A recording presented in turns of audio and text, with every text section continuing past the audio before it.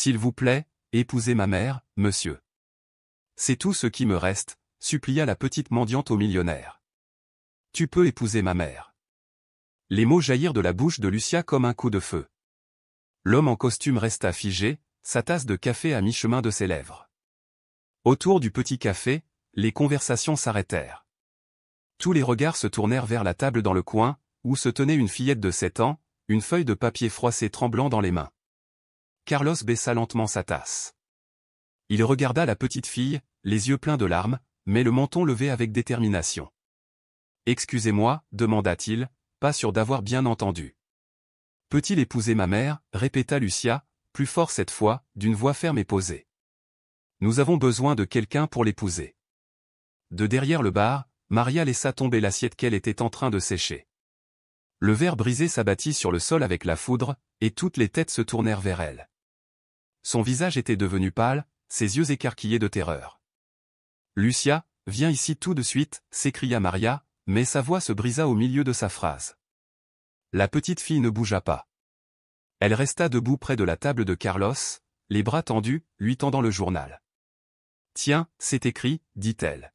« Ce que tu dois savoir. Ma mère dit que si elle ne trouve pas quelqu'un pour l'épouser, ils vont nous envoyer très, très loin. » Carlos tendit la main vers le papier. Il était griffonné d'une écriture enfantine et brouillonne, pleine de fautes d'orthographe, mais le message était sans équivoque. « Je cherche d'urgence un mari pour ma mère. Nous sommes de bonnes personnes. Lucia, s'il te plaît. » Maria se précipita, trébuchant sur les chaises. « Laissez-le tranquille. Rentrons à la maison. »« Non » cria Lucia en serrant la table. « Tu as dit qu'il fallait trouver quelqu'un. Tu as dit que c'était la seule solution. » Maria a attrapé le bras de sa fille, mais la fille a refusé de bouger. « Il a bonne mine » dit Lucia en désignant Carlos. « Il porte un costume, comme les hommes importants. Et il n'a pas crié quand je le lui ai demandé. » Carlos se leva lentement de sa chaise. C'était un homme grand, d'environ 35 ans, aux cheveux noirs soigneusement coiffés et aux yeux qui avaient connu leur lot de problèmes, mais rien de comparable. « Écoute, petit. » Commença-t-il doucement. « Je m'appelle Lucia, » l'interrompit-elle. « Et voici Maria. On travaille ici tous les jours. Ma mère fait le meilleur café de toute la rue. » Maria a finalement réussi à ramasser sa fille, bien que Lucia ait donné des coups de pied et se soit tortillée dans ses bras. « Je suis vraiment désolée, monsieur » murmura Maria sans croiser le regard de Carlos. « Ma fille, elle ne sait pas ce qu'elle dit. S'il vous plaît, oubliez ça. »« Je sais ce que je dis » hurla Lucia. « Tu as pleuré hier soir. Tu as dit que si on ne trouvait personne, Raoul tiendrait sa promesse. » À l'évocation du nom de Raoul, Maria pâlit encore davantage. Elle jeta un coup d'œil à la porte du café, comme si elle s'attendait à voir quelqu'un faire irruption. « Tais-toi, Lucia, s'il te plaît, tais-toi » murmura Maria. Carlos vit ses mains trembler tandis qu'elle portait sa fille. Il vit les cernes profonds sous ses yeux, la façon dont elle tressaillait dès que quelqu'un élevait la voix. Il vit le désespoir dans les yeux de Lucia, celui qui naît d'un projet né de l'innocence et de la peur. « Raoul est ton père » demanda doucement Carlos. Lucia ne répondit pas tout de suite. « C'est le petit ami de ma mère, mais il est méchant. Très méchant. »« Lucia, ça suffit » dit Maria fermement en serrant plus fort le bras de sa fille. « S'il vous plaît, monsieur, oubliez tout ça. Ma fille a une imagination débordante. » Carlos plia le billet et le glissa dans la poche de sa veste. « Comment t'appelles-tu » demanda-t-il à Maria. Pour la première fois, elle le regarda directement dans les yeux, des yeux fatigués et effrayés. « Maria » murmura-t-elle. « Mais peu importe. Allons-y, Lucia. »« Tu travailles ici tous les jours » demanda Carlos. « Oui. »« Alors, à bientôt » dit-il calmement.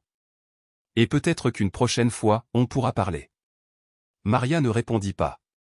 Elle quitta le café, portant Lucia, qui cria jusqu'à la porte, qui claqua derrière elle. Carlos resta à sa table, conscient que tout le monde le regardait encore. Il glissa la main dans sa poche et tâta le papier froissé. Les mots de Lucia résonnèrent dans sa tête. « Nous avons besoin de quelqu'un pour l'épouser. » Il paya son café, laissa un généreux pourboire et sortit du café. Mais en se dirigeant vers sa voiture, il ne put s'empêcher de penser aux yeux terrifiés de Maria, ni au désespoir inébranlable d'une fillette de 7 ans. Carlos a à peine dormi cette nuit-là. Chaque fois qu'il fermait les yeux, il voyait le visage de Lucia, qui le suppliait d'épouser sa mère. À l'aube, il se leva et prit une décision une première. Il allait enquêter sur 2 inconnus qui avaient bouleversé son monde en moins de 5 minutes. Lorsqu'il monta dans sa voiture, il dit à son chauffeur, « Miguel, j'ai besoin que tu trouves quelque chose pour moi. » Miguel, qui le connaissait depuis plus d'une décennie, a immédiatement compris. « De quoi avez-vous besoin, patron ? » « Il y a une femme qui travaille au café de la rue Morlot. Elle s'appelle Maria. Elle a une fille d'environ 7 ans. Je veux tout savoir d'elle. » Miguel fronça les sourcils. « Tout ? Tout est légal, où ils vivent, avec qui ils vivent, tout ce que vous pouvez trouver. Mais ne causez pas d'ennui. » Ce jour-là, Carlos essayait de se concentrer sur son travail. Il avait 3 réunions importantes et une présentation devant des investisseurs américains. Mais ses pensées revenaient sans cesse au café, et au visage effrayé de Maria. À 18 h, Miguel a frappé à la porte de son bureau. « J'ai ce que vous avez demandé, patron. Mais vous n'allez pas aimer. » Carlos posa les papiers qu'il examinait. « Dis-moi. » Maria González, 28 ans. Arrivée du Sud il y a 3 ans avec sa fille. Sans papier. Elle travaille au café le matin et fait le ménage le soir. Ils vivent dans un petit appartement du quartier de San Rafael avec un homme nommé Raúl Mendoza. Et lui ? Miguel ouvrit son carnet. Raúl Mendoza. 35 ans. Casier judiciaire pour violence conjugale. 2 séjours en prison. Ses voisins disent qu'il crie beaucoup. La fille est souvent en retard à l'école. Carlos sentit un nœud se serrer dans son estomac. Et son école ? La prof dit que Lucia arrive en classe avec des bleus. Ses explications sur la façon dont elle les a eus ne tiennent pas la route. Et Maria ? Un voisin l'a vue pleurer dans le jardin à plusieurs reprises. Un autre affirme que Raúl menace de la dénoncer au service d'immigration si jamais elle tente de partir. Carlos se leva et se dirigea vers la fenêtre qui surplombait la ville. Sa vie avait été ordonnée, réussie, simple. Jusqu'à ce qu'une petite fille change tout cela en un matin. Autre chose ? Miguel hocha la tête. Les voisins disent qu'il y a eu une bagarre hier soir. Bruyant. Des choses se sont cassées. La fille est sortie en pyjama et est restée dans le jardin jusqu'à ce que le calme revienne. Carlos ferma les yeux. Maintenant, tout prenait sens. Lucia n'était pas venue au café avec ce mot dans le cadre d'un jeu enfantin. C'était le cri désespéré d'un enfant qui en avait vu beaucoup trop. « Merci, Miguel. Tu peux y aller. »« Qu'est-ce que tu vas faire, patron ?» Carlos ne répondit pas, du moins pas avant le départ de Miguel. Puis il prit son téléphone et passa un appel. « Monsieur Herrera ? Ici Carlos Mendoza. J'ai une question à vous poser, à propos de l'immigration. » Pendant ce temps, dans le petit appartement de San Rafael, Maria balayait la vaisselle cassée de la nuit précédente. Lucia était assise sur le canapé, regardant la télévision avec un volume à peine audible. « Pourquoi as-tu dit ça au vendeur de café ?» demanda Maria, pour ce qui semblait être la 10e fois. « Parce que tu as dit que nous avions besoin d'aide, » répondit Lucia, les yeux fixés sur l'écran. « Je n'ai pas dit ça. »« Oui, tu l'as fait. Hier soir. Tu pensais que je dormais, mais je t'ai entendu parler à Carmen. Tu as dit que seul le mariage pourrait nous sauver. » Maria se figea. Carmen était sa seule amie, la seule à tout savoir. Tu n'aurais pas dû écouter cette conversation. Mais je l'ai entendue, dit Lucia en se tournant vers sa mère. Et c'est pour ça que je suis partie à la recherche de quelqu'un pour t'épouser. Lucia, ça ne marche pas comme ça. Tu ne peux pas demander des inconnus en mariage. Pourquoi pas? Il avait l'air sympa. Pas comme Raúl. Maria était assise à côté de sa fille. Où est Raúl maintenant?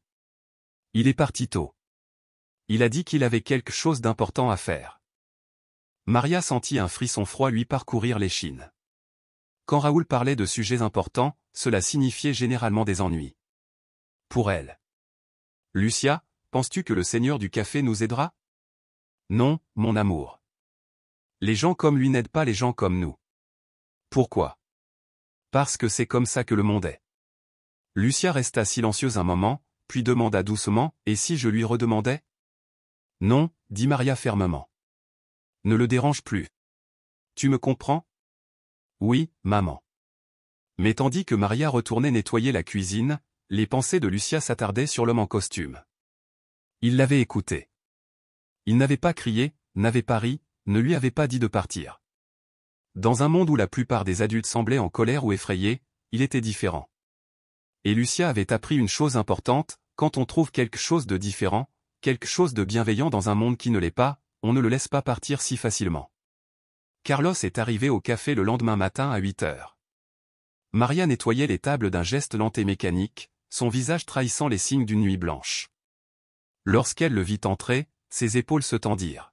« Bonjour, » dit Carlos, assis à la même table que la veille. « Bonjour, » répondit Maria sans le regarder. « Que désirez-vous ? » ? « Un café, et te parler. » Maria cessa d'essuyer la table. « Je n'ai rien à te dire. »« Je pense que oui. » Carlos sortit un morceau de papier froissé de sa poche et le posa sur la table.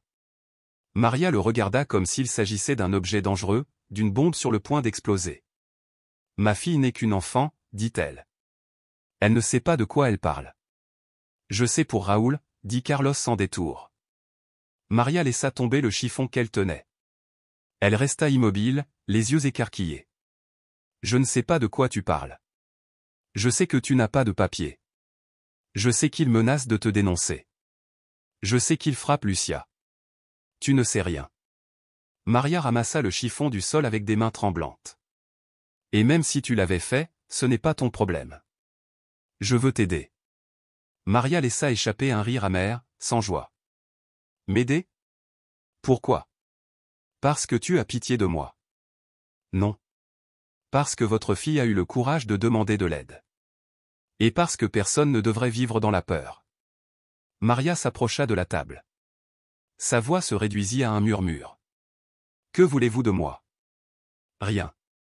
Tout le monde veut quelque chose. » Carlos la regarda dans les yeux, fixe et sincère. « Je connais des avocats spécialisés en droit de l'immigration. Je peux vous obtenir une assistance juridique. Je peux faire en sorte que Raoul quitte votre vie pour de bon.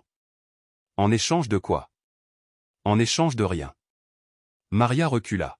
« Je ne te crois pas. » »« Pourquoi pas ? » »« Parce que les hommes comme toi n'aident pas les femmes comme moi à moins qu'elles ne veuillent quelque chose. » Carlos se leva lentement de sa chaise. « Quel genre d'homme me prends-tu ? Un de ceux qui ont de l'argent et du pouvoir et qui croient que cela leur donne droit à tout ? Tu as tort. » Maria croisa les bras. « Alors dis-moi. Qu'est-ce que tu fais, vraiment vouloir ? » Carlos resta silencieux un instant. En vérité, il n'en était pas tout à fait sûr. Tout ce qu'il savait, c'est qu'il ne pouvait pas oublier le visage de Lucia, sa voix lui demandant d'aider sa mère. « Je veux que vous et votre fille soyez en sécurité. » Pourquoi ? Parce que c'est la bonne chose à faire. Maria l'observa attentivement. Dans ses yeux, Carlos vit le reflet d'années de trahison, des promesses faites et non tenues, des hommes qui disaient une chose et en faisaient une autre. « Je n'ai pas besoin de ton aide, » dit-elle enfin. « Je pense que oui.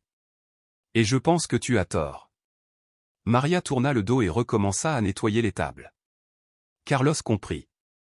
La conversation était terminée. Il a laissé de l'argent sur la table et est parti, mais il n'a pas abandonné.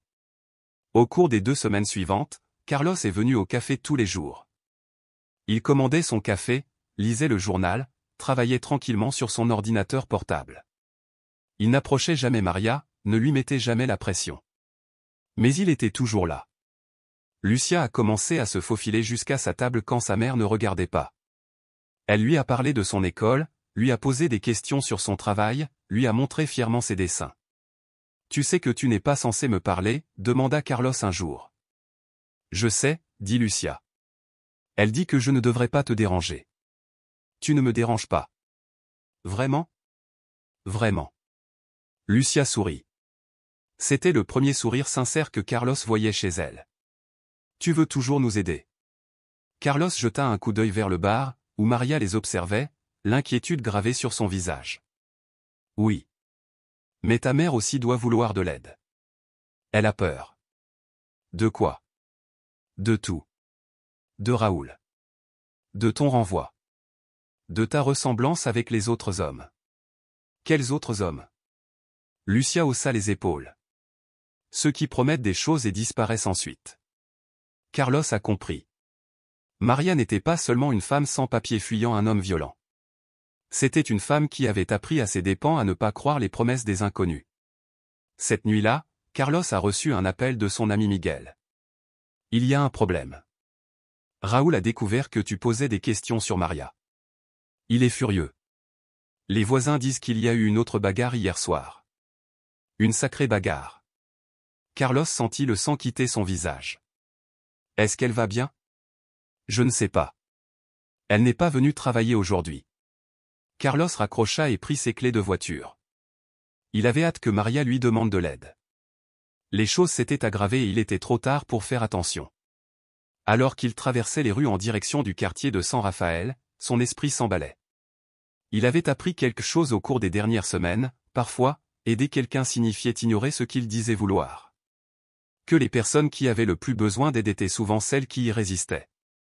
Et cette fillette de 7 ans avait vu la vérité avant tout le monde. Parfois, un mariage peut sauver des vies.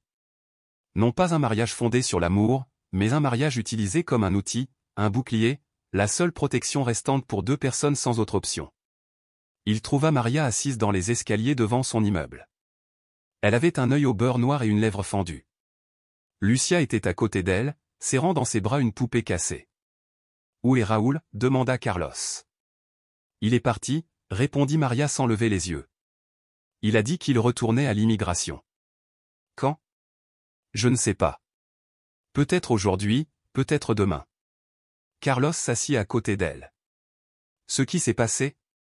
Quelqu'un lui a dit que tu posais des questions sur moi. » Il s'est mis en colère. Il a dit que j'avais donné des idées à d'autres hommes. Lucia s'est rapprochée. « Il a beaucoup frappé ma mère » a-t-elle dit. « Et il m'a cassé le poignet. Parce que je t'ai parlé. » Carlos serra les poings, la fureur montant dans sa poitrine. Mais il s'efforça de garder son calme. « Maria, il faut agir. Maintenant. » Maria le regarda enfin. « Tu n'as besoin de rien. J'ai besoin. Lucia a besoin. Tu peux partir quand tu veux. Tu as raison. Mais je ne m'en vais pas. Pourquoi pas? Parce que ta fille m'a demandé en mariage. Et je pense que c'est une bonne idée. » Maria se leva brusquement. « Tu es folle? J'ai les idées claires. Pour la première fois depuis longtemps. Tu n'as pas besoin d'un mari, tu as besoin de protection. Tu as besoin d'un statut légal. Tu as besoin que Raoul parte. Pour toujours. Et qu'est-ce que tu as besoin? » Carlos s'arrêta. « J'ai besoin de faire quelque chose de bien. Pour une fois dans ma vie. » Maria laissa échapper un autre rire amer. « Ce n'est pas une raison pour se marier. Quelle est une bonne raison? L'amour? La passion? De belles promesses? Oui. Et comment cela s'est-il passé pour vous? » Maria n'a pas répondu. Carlos s'est approché. « Je te propose un marché. Un mariage légal. Rien de plus. Tu obtiens tes papiers. J'ai la tranquillité d'esprit de savoir que j'ai bien agi. Personne ne doit rien à personne. Et après, si tu veux rester marié, on reste marié. Sinon, on divorce. Mais en attendant, personne ne peut t'expulser. Personne ne peut te toucher. » Lucia se leva. « Maman, dis oui. » Lucia, les adultes ne se marient pas par commodité. « Pourquoi pas ?» demanda la fille. « Si les deux gagnent, pourquoi pas ?» Carlos sourit. « Ta fille est plus intelligente que nous deux réunis. » Maria se dirigea vers la fenêtre et regarda la rue vide. « Que attends-tu de moi? » Rien. Eh bien, quoi?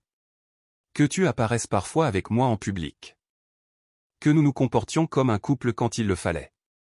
Et qu'en privé, nous vivions chacun notre vie séparément. Maria se retourna. Tu ne veux pas d'autre chose? Carlos a compris ce qu'elle voulait dire. Non. Ce mariage serait sur le papier. Seulement. Pendant combien de temps? Aussi longtemps que tu en auras besoin. 6 mois. 1 an. 2. Tout ce qu'il faudra. Et si tu rencontrais quelqu'un d'autre?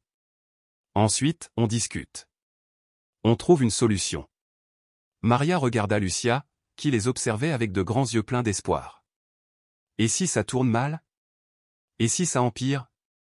Elle resta longtemps silencieuse. Puis finalement, elle a parlé. Si nous faisons cela, j'ai des conditions. Dites-moi.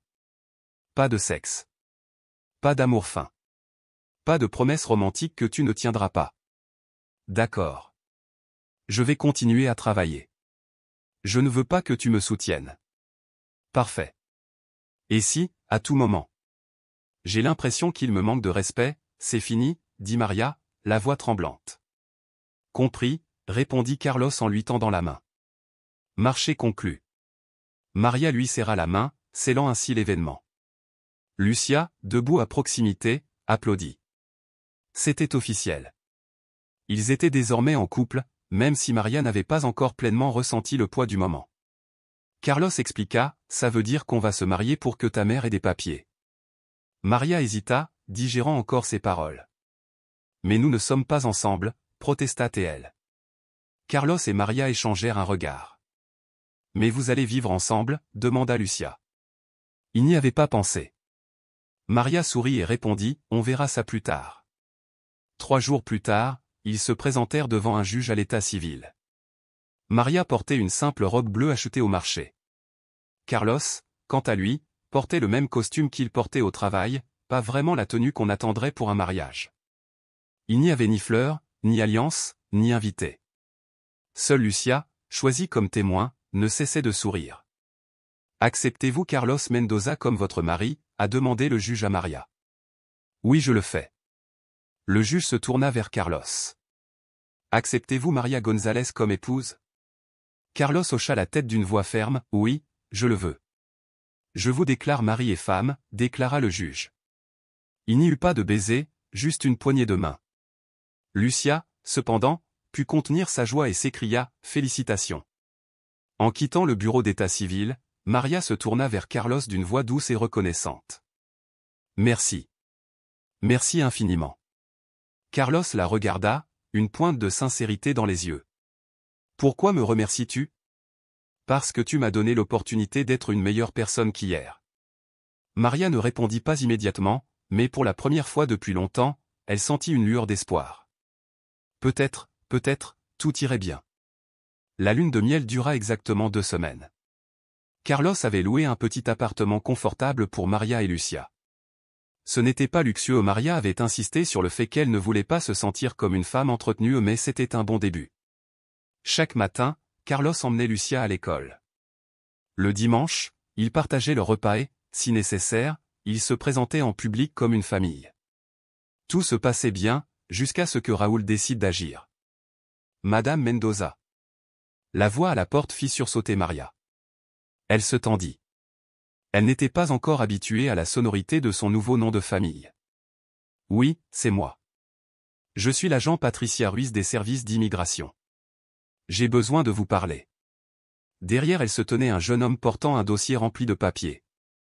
Le cœur de Maria fit un bond. « De quoi as-tu besoin? » « Nous avons reçu une plainte concernant votre mariage, » a expliqué l'agent. Quelqu'un prétend qu'il s'agit d'un mariage de convenance. Maria sentit une vague de panique l'envahir, mais elle s'efforça de garder son sang-froid. « Je ne comprends pas. On peut entrer? On a des questions. » À contre-cœur, Maria les laissa entrer. Lucia était à l'école, donc au moins elle n'avait pas à assister à cela. « Depuis combien de temps connaissiez-vous votre mari avant de vous marier ?» a demandé l'agent. « Quelques semaines, » répondit Maria, la voix tremblante. « Où vous êtes-vous rencontrés? » Dans le café où je travaille. Il m'a courtisé. Le jeune homme marqua une pause et griffonna dans son carnet. Vous vivez ensemble? Vous dormez dans le même lit? Le visage de Maria devint rouge. C'est très personnel, murmura-t-elle. L'agent, imperturbable, répondit, c'est une question courante, madame. Les vrais mariages partagent le même lit. Maria hésita. Parfois, admit-elle. Mon mari ronfle beaucoup. Parfois, je dors sur le canapé. L'agent et l'homme échangèrent un regard. Nous devons parler à votre mari, dit l'agent. Savez-vous où il travaille? Oui, bien sûr, répondit Maria rapidement, avant de s'essouffler. Il a une entreprise. Quel genre d'entreprise? Affaires, répondit-elle, incertaine des détails. Affaires importantes. Le jeune homme a noté quelque chose dans son carnet. Quel est le plat préféré de votre mari? A insisté l'agent. Maria sentit la panique monter en elle. Elle ne savait pas, il aime tout, lâcha-t-elle. Il n'est pas difficile. Quand est l'anniversaire de ton mari? Maria se figea. Elle n'avait jamais demandé à Carlos quand était son anniversaire. En mars, répondit-elle, espérant que ce serait suffisant. Quel jour de mars? A demandé l'agent. Le 15. Les agents échangèrent un regard. La personne qui a porté plainte affirme que votre mariage est un faux. Ils prétendent que vous avez demandé votre mari en mariage pour obtenir des papiers. Le cœur de Maria se serra. Elle savait exactement qui c'était, mais elle ne pouvait se résoudre à prononcer le nom de Raoul. Je ne sais pas, dit-elle en secouant la tête. Peut-être quelqu'un de jaloux. Jaloux de quoi? Que tu sois heureux. Oui, répondit Maria, essayant de paraître plus convaincante. Oui, je suis heureuse. Aimes-tu ton mari? Maria resta silencieuse un long moment. Oui, dit-elle finalement, même si cela ne semblait pas très convaincant. Je l'aime. L'agent se leva. Nous allons enquêter sur votre cas. Si nous découvrons que votre mariage est truqué, vous serez expulsé. Vous comprenez? Maria hocha la tête. Oui. Alors que les agents partaient, Maria s'effondra sur le canapé, les larmes aux yeux. Tout avait mal tourné. Raoul avait mis sa menace à exécution, et maintenant, tout le plan s'effondrait. Le téléphone a sonné. Maria, c'est Carlos. Ça va? Demanda-t-il. Je viens de recevoir un appel de l'immigration. Ils arrivent. Ils sont déjà là, sanglota Maria, à peine capable de parler. Que ai-je fait de mal? Je ne connaissais pas ta date de naissance. Je ne savais pas où tu travaillais vraiment. Je ne savais pas ce que tu aimais manger. Carlos était calme à l'autre bout du fil. J'arrive. Ne t'inquiète pas. Ça ne va pas empirer. S'ils te voient trop nerveux, ils vont s'en douter. Maria, écoute-moi, dit Carlos. On va s'en sortir. Sais-tu qui est derrière tout ça? Quelqu'un a dit que notre mariage était un faux. On doit prouver qu'il est réel. On va prouver qu'on est un vrai couple. Maria essuya ses larmes, ressentant une détermination qu'elle n'avait jamais éprouvée auparavant. Tu crois vraiment que ça va marcher? Carlos était confiant. Il faut que ça marche. Cette nuit-là, alors que Lucia s'endormait, Carlos et Maria étaient assis à la table de la cuisine avec 2 cahiers. D'accord, dit Carlos en regardant Maria. Faisons-le bien. Dis-moi tout sur toi. Ta date de naissance, ton plat préféré, ta couleur préférée, tes peurs, tes rêves, tout. Maria ouvrit son carnet, les mains légèrement tremblantes. Mon anniversaire est le 15 août. Mon plat préféré, ce sont les tamales de ma grand-mère. Ma couleur préférée, c'est le bleu.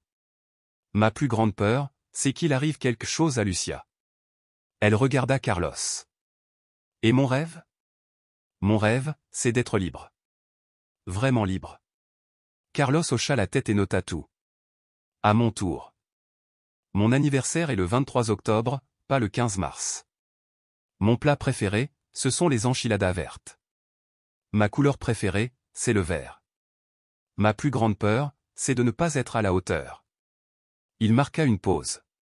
Mon rêve? Je pensais gagner beaucoup d'argent, mais maintenant, je crois que mon rêve est simplement d'être quelqu'un de valable. Ils veillèrent tard, apprenant tout l'un de l'autre. Et pour la première fois, Maria réalisa que Carlos n'était peut-être pas comme les autres hommes. Le lendemain matin, à 5 heures, Maria se réveilla avec une sensation de nausée. Elle avait rêvé qu'on l'expulsait et que Lucia était abandonnée seule, en pleurs, à l'aéroport. Carlos est arrivé tôt, tenant un nouveau costume pour lui et une robe élégante pour elle. Je ne peux pas accepter ça, dit Maria en regardant la robe. Ce n'est pas un cadeau, répondit Carlos. C'est une garde-robe. Nous devons ressembler à un couple prospère et heureux. Je n'aime pas faire semblant, a avoué Maria. On ne fait pas semblant, dit Carlos fermement. Aujourd'hui, on se bat pour ta vie. Carlos avait engagé un avocat nommé Monsieur Moral, un homme expérimenté qui connaissait bien les dossiers d'immigration. Êtes-vous prêt ? A demandé Monsieur Moral alors qu'il se retrouvait devant le palais de justice. Que va-t-il se passer ? Demanda Maria, nerveuse. Ils vont vous poser des questions, a expliqué Monsieur Moral. Beaucoup de questions sur votre relation. Comment vous vous êtes rencontrés ? Des détails intimes sur votre mariage. Quel genre de détails intimes ? Demanda Maria, bouleversée. Des choses comme, de quel côté du lit dors-tu ? Que manges-tu au petit déjeuner ? Qui se lève en premier ? Où ranges-tu ta brosse à dents ? Maria pâlit. On ne sait pas ça, murmura-t-elle. Carlos sourit, confiant. Oui, c'est vrai. On vit ensemble depuis quelques semaines. Tu te réveilles à 6 heures, je me réveille à 6h30. Tu prends un café avec des toasts au petit déjeuner, et moi des œufs avec des haricots. Ta brosse à dents est bleue et à gauche du lavabo. Maria le regarda, stupéfaite. Tu dors du côté droit du lit, continua Carlos. Comme tu parles comme ça, tu peux voir la porte. Tu veilles tard à regarder des feuilletons, et moi, je ronfle, mais seulement quand je dors sur le dos. Maria resta bouche bée. Comment sais-tu que je ronfle ? Parce que parfois, je t'entends marcher dans l'appartement la nuit, expliqua Carlos. Et quand je me tourne sur le côté, je ne t'entends plus marcher. À ce moment-là, Maria réalisa à quel point Carlos avait été présent depuis le début. Ils sont entrés dans le palais de justice et la juge, une femme d'une 50aine d'années, portant des lunettes et une expression sévère, les attendait. Le moment de vérité était sur le point de commencer. C'est le cas de Maria González Mendoza, accusée d'avoir contracté un mariage frauduleux pour obtenir la résidence légale. Maria sentit sa bouche s'assécher au moment où elle entendit ce mot de frauduleux. Madame Mendoza, comment avez-vous rencontré votre mari ? Au café où je travaille. Il venait tous les matins. Ce fut le coup de foudre. Maria jeta un coup d'œil à Carlos.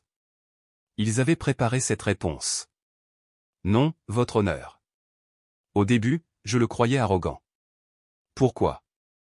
Parce qu'il commandait toujours la même chose et ne disait jamais s'il te plaît ou merci. Des murmures s'élevèrent dans la salle d'audience. La juge haussa un sourcil. Et ça a changé. Oui. Un jour, ma fille lui a demandé quelque chose, et il a été très gentil avec elle. C'est là que j'ai compris qu'il n'était pas arrogant. Il était juste timide. Sa fille a demandé quoi ? Maria prit une grande inspiration. C'était le plus dur. Elle lui a demandé de m'épouser. D'autres murmurent. Une fillette de 7 ans avait demandé sa mère en mariage à un inconnu ? Ta mère ? Oui, votre honneur. Pourquoi ferais-tu ça ? Maria sentit les larmes lui monter aux yeux. Parce que j'étais dans une situation très difficile. Mon ex-conjoint a menacé de me dénoncer au service d'immigration si jamais j'essayais de le quitter. Lucia a surpris une conversation où je disais à un ami que seul le mariage pourrait me sauver. Donc votre fille a activement cherché un mari pour vous ? Oui. Et vous, monsieur Mendoza, qu'avez-vous pensé lorsqu'une enfant vous a demandé d'épouser sa mère ? Carlos s'est levé. Je pense que c'était la chose la plus courageuse que j'ai jamais vue de ma vie, votre honneur. Pourquoi courageux ? Parce que cette petite fille a eu le courage de demander de l'aide à un parfait inconnu, pour protéger sa mère.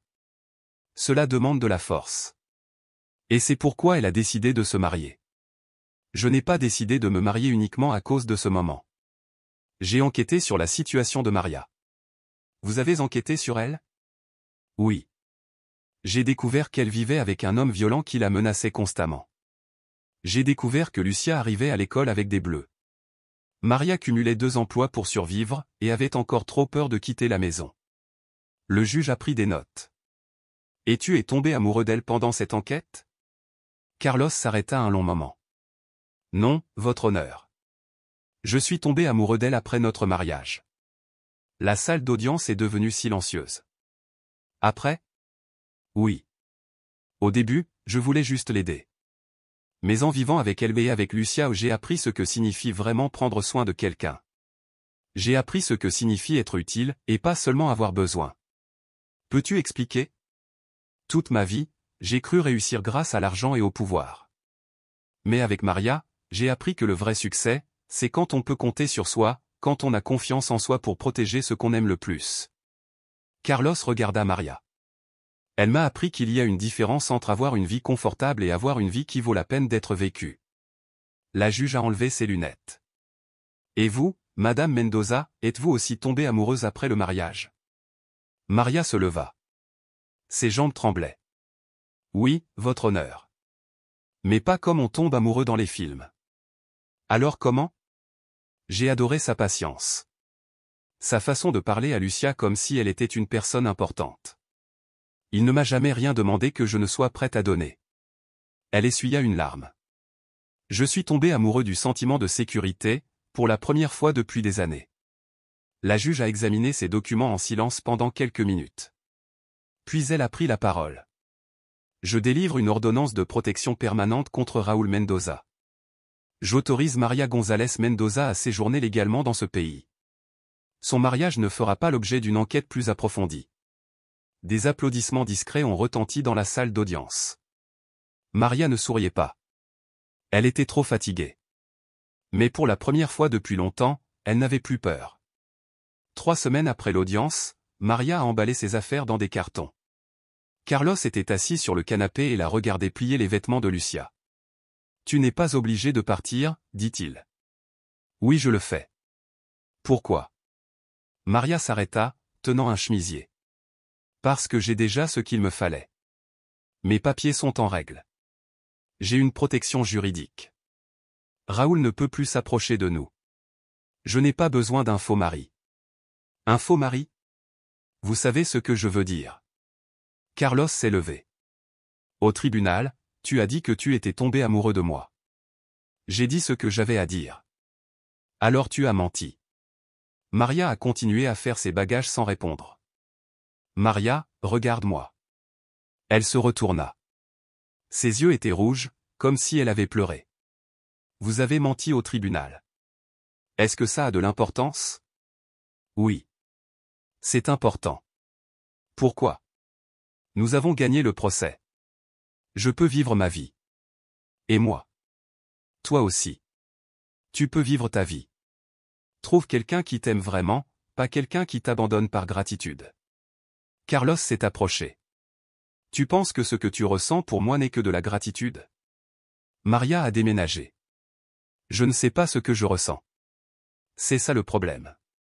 Quel est le problème? Je n'ai jamais pu choisir les hommes de ma vie. Ça a toujours été par nécessité. Par survie. Par peur. Je ne sais pas ce que ça fait de choisir quelqu'un, juste parce que je veux être avec lui. Carlos hocha la tête, compréhensif.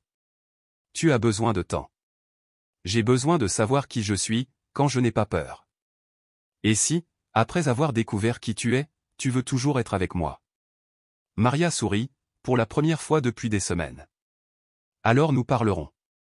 Lucia est apparue dans l'embrasure de la porte. On part maintenant? Oui mon amour. Est-ce que Carlos vient nous rendre visite? Maria et Carlos se regardèrent. Bien sûr, dit Carlos. Quand toi et ta mère le souhaitez. Est-ce que tu vas quand même te marier? Oui, répondit Maria, mais nous allons vivre séparément pendant un certain temps, comme mes oncles Anna et Roberto. Quelque chose comme ça, dit Lucia en haussant les épaules. À 7 ans, les adultes faisaient toujours des choses étranges qu'elle ne comprenait pas entièrement. L'appartement que Maria a trouvé était petit, mais lumineux. Il se trouvait dans un quartier sûr, près d'une école, parfait pour Lucia. Carlos avait proposé de payer le loyer, mais Maria a refusé. J'ai trouvé un emploi d'assistante dans une école primaire, lui dit-elle. Je peux payer mon loyer moi-même. Les premiers jours ont été difficiles. Maria s'est réveillée en s'attendant à entendre les pas de Carlos dans la cuisine. Lucia n'arrêtait pas de lui demander pourquoi il ne les emmenait pas à l'école. Mais petit à petit, ils ont commencé à construire de nouvelles routines. Maria a découvert qu'elle aimait cuisiner pour elle et Lucia, sans se soucier de savoir si quelqu'un d'autre aimait la nourriture. Elle aimait regarder la télévision jusqu'à tard, sans demander la permission. Elle trouvait de la joie dans les petites décisions, quel savon acheter, quel itinéraire prendre pour aller au travail, sans avoir à consulter qui que ce soit. Pour la première fois depuis des années, elle se sentait libre. Mais elle se sentait aussi seule. Carlos venait me rendre visite 2 fois par semaine. Le mardi, il emmenait Lucia au parc. Le samedi, ils déjeunaient tous les 3 ensemble. Il était toujours gentil. Il demandait toujours de leurs nouvelles. Il n'a jamais insisté pour que Maria revienne vers lui. « Comment ça va au travail ?» a-t-il demandé un samedi en mangeant une pizza. « Bien. J'aime travailler avec les enfants. Plus qu'au café. Bien plus encore. Les enfants sont honnêtes. S'ils vous aiment, ils vous le diront. Sinon, ils le diront aussi. Et est-ce qu'ils t'aiment ?» Maria sourit. Je leur dis la vérité. Alors oui. C'est vrai, les adultes ne savent pas toujours ce qu'ils font. Après le déjeuner, Carlos est parti comme d'habitude. Mais cette fois, Maria se tenait à la fenêtre et le regardait marcher vers sa voiture. Elle réalisa qu'elle aimait le voir partir, non pas parce qu'elle voulait qu'il parte, mais parce qu'elle savait qu'il reviendrait si elle le lui demandait. Cette nuit-là, pendant que Lucia faisait ses devoirs, Maria s'assit sur son lit et sortit un cahier. Elle a fait une liste. Les choses que j'aime dans le fait de vivre seule. Personne ne me crie dessus. Je peux regarder les feuilletons que je veux. Lucia est plus calme. Je n'ai pas peur. Puis elle a écrit une autre liste. Ce qui me manque de la vie avec Carlos. Quelqu'un pour me demander comment s'est passée ma journée. Aide avec Lucia. Se sentir protégé. Conversation dans la cuisine après que Lucia se soit endormie. Elle a regardé les 2 listes pendant très longtemps. Puis elle a écrit une 3e question en dessous. Qu'est-ce que je veux vraiment?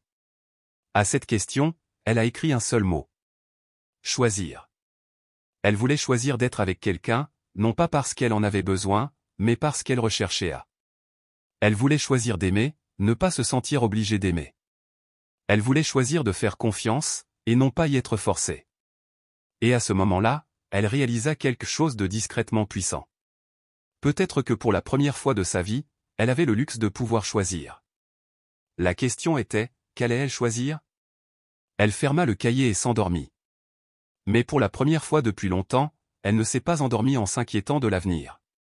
Elle s'est endormie, excitée par les possibilités.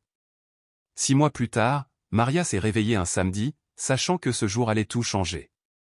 Elle avait repoussé la conversation pendant des semaines. Chaque fois que Carlos venait lui rendre visite, les mots étaient là, juste au bord de ses lèvres. Mais elle n'osait pas les dire. Le problème était qu'elle n'avait plus peur. Et sans peur, elle a dû affronter ce qu'elle ressentait vraiment. Lucia était dans le parc, en train de jouer avec sa nouvelle amie de l'immeuble. Maria avait accepté de rencontrer Carlos au café où tout avait commencé. Il lui avait suggéré de parler en privé, sans Lucia, de sa situation. Quand Carlos est arrivé, il était déjà assis à la même table où Lucia lui avait posé un jour la question qui avait changé leur vie. « Bonjour », dit Maria, assise en face de lui. « Bonjour, comment allez-vous » Assez différent, mais bien. Différent en quoi?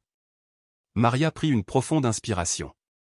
J'ai beaucoup pensé à nous et je pense que je dois te dire quelque chose d'important. Carlos s'est redressé sur sa chaise. Dites-moi. J'ai apporté ça. Maria sortit une enveloppe de son sac et la posa sur la table. Qu'est-ce que c'est? Papier de divorce. Carlos avait l'impression d'avoir reçu un coup de poing dans l'estomac. Tu veux divorcer? Laisse-moi t'expliquer, dit doucement Maria en ouvrant l'enveloppe. Ces papiers annulent toutes les obligations légales de notre mariage. Si tu les signes, je ne suis plus ta responsabilité légale. Tu n'as plus besoin de faire semblant. Plus de mascarade. Charade? Carlos, nous nous sommes mariés par commodité, pour me sauver, pour me protéger. Mais nous ne nous sommes pas mariés par amour. Et je veux me marier par amour. Carlos la regarda, confus. Je ne comprends pas. Maria prit une autre feuille de l'enveloppe. C'est une lettre que j'ai écrite pour toi. Elle le lui a donnée. Carlos le prit, ses mains tremblant légèrement. Tu veux que je le lise maintenant? Il déplia la lettre. Elle était écrite de la main soignée de Maria. Carlos. Merci de m'avoir sauvé. Merci de ne rien me demander. Merci de me permettre de découvrir qui je suis quand je n'ai pas peur. Ces derniers mois, j'ai appris la différence entre avoir besoin de quelqu'un et aimer quelqu'un. J'ai appris la différence entre être reconnaissant et être amoureux. Je te suis reconnaissant de m'avoir donné ma liberté. Mais je suis amoureux de toi, parce que tu as choisi de rester dans ma vie sans rien demander en retour. Maintenant que j'ai enfin la possibilité de choisir. Je te choisis. Mais je veux bien te choisir. Je veux t'épouser à nouveau. Mais cette fois, par amour. Ni par peur, ni par nécessité, ni par commodité. Si tu veux toujours m'épouser, moi aussi, mais maintenant, seulement par amour. Carlos finit de lire. Il leva les yeux. Maria avait les larmes aux yeux, mais elle souriait. Êtes-vous sérieux? Je n'ai jamais parlé aussi sérieusement de ma vie. Tu veux qu'on divorce, et qu'on se remarie ensuite. Je veux que nous terminions cette histoire pour pouvoir en commencer une nouvelle. Carlos se leva, s'approcha de Maria et s'agenouilla à côté d'elle. Maria González, veux-tu m'épouser? Tu me demandes sérieusement? Je te le demande parce que je t'aime. Parce que ces mois sans toi ont été les plus longs de ma vie. Parce que je veux me réveiller chaque jour en sachant que tu as choisi d'être avec moi, pas parce que tu as besoin de moi. J'ai besoin de toi, mais pas comme avant. Avant, j'avais besoin que tu me sentes utile. Maintenant, j'ai besoin que tu sois heureux. Quelle est la différence? Avant, si tu m'avais quitté, je me serais senti comme un échec. Maintenant, si tu me quittais, je me sentirais comme quelqu'un qui a eu la chance de connaître le véritable amour, même s'il n'a pas duré. Maria essuya ses larmes. Et si on se marie et que les choses deviennent difficiles? Ensuite, nous travaillons ensemble pour les réparer. Et si je me lasse de toi? Ensuite, j'essaie de ne pas être ennuyeux. Et si tu te lasses de moi? Impossible. Comment peux-tu en être si sûr? Parce que j'ai vécu sans toi. Et j'ai vécu avec toi. Et vivre avec toi, c'est mieux. Maria se pencha et l'embrassa sur le front. Oui, Carlos Mendoza. Je veux t'épouser. Par amour. Par amour. À ce moment-là, Lucia courut dans le café. Maman. Carlos. Qu'est-ce que tu fais?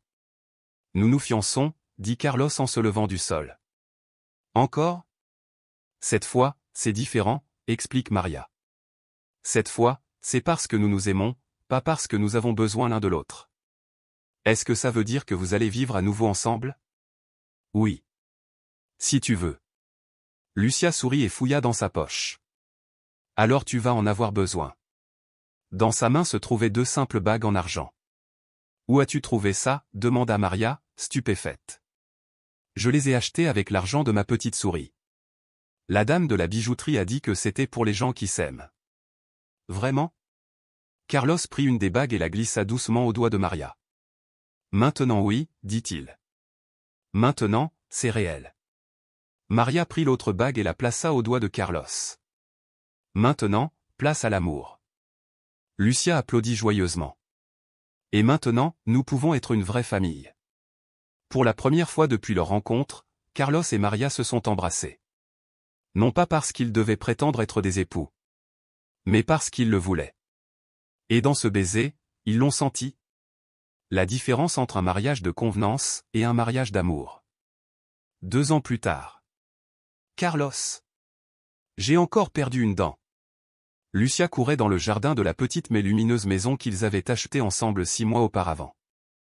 Elle avait maintenant 9 ans et la petite fille timide qu'il avait rencontrée autrefois était devenue audacieuse et pleine de rire. Ses cris de joie remplissaient l'air chaud du samedi matin. Carlos arrosait les fleurs qu'ils avaient plantées au printemps. Tomates roses, herbes pour cuisiner. Rien d'extravagant, mais tout est soigné avec amour. Une autre dent, demanda-t-il en posant le tuyau. Tu vas manquer de dents pour la souris. Celui-ci vaut le double, sourit Lucia. C'est par derrière. Qui vous a dit que les dents du fond valaient le double? Je l'ai inventé. Carlos rit. Lucia était devenue une véritable impératrice de règles quand cela jouait en sa faveur. Maria sortit de la maison en tenant une tasse de café. Elle n'était plus la femme qui avait peur du café. Elle marchait différemment maintenant. Elle parlait différemment. Elle avait obtenu son diplôme d'assistante pédagogique le mois précédent. Et la semaine suivante, elle commencerait à étudier pour devenir une véritable enseignante. Pourquoi tous ces cris demanda-t-elle, mais elle souriait. Lucia a perdu une autre dent, a déclaré Carlos. Et il dit que ça vaut le double. Ah oui, la nouvelle règle. Tu la connaissais aussi? Maria s'installa dans le fauteuil que Carlos avait placé sur le porche pour sa lecture de l'après-midi. Lucia m'a expliqué toute l'économie de la petite souris hier soir. Soit elle deviendra une entrepreneuse, soit une arnaqueuse hors pair. Lucia avait trouvé un escargot dans le jardin. Elle l'examina avec l'intense curiosité d'un jeune scientifique. « Tu penses que les escargots ont des dents ?» demanda-t-elle. « Je ne sais pas », répondit Carlos. « Qu'en penses-tu ? » « Je pense que oui. Mais ils sont trop petits pour être vus. »« C'est possible. » Maria regarda Carlos montrer à Lucia comment observer l'escargot sans le blesser. Il y a 2 ans, elle n'aurait jamais pu imaginer un moment comme celui-ci. Un samedi matin tranquille dans sa propre maison, regardant son mari et sa fille découvrir le monde ensemble. Il n'a pas été facile d'arriver ici. Il y avait des nuits où Maria se réveillait à cause de cauchemars à propos de Raoul. Il y avait des jours où Carlos se demandait s'il savait comment être père pour un enfant qui n'était pas biologiquement le sien. Il y a eu des moments où ils ont douté de leur choix.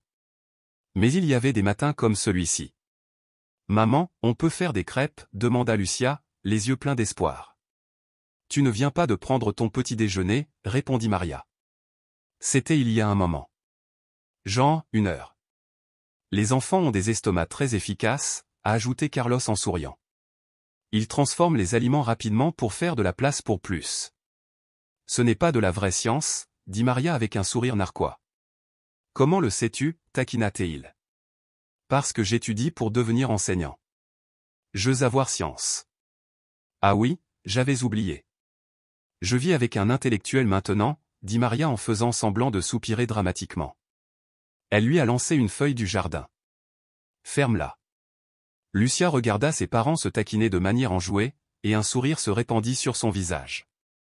Elle adorait quand ils plaisantaient comme ça. Cela lui rappelait qu'ils étaient heureux, pas seulement dans les bons moments, mais même dans les moments calmes et ordinaires.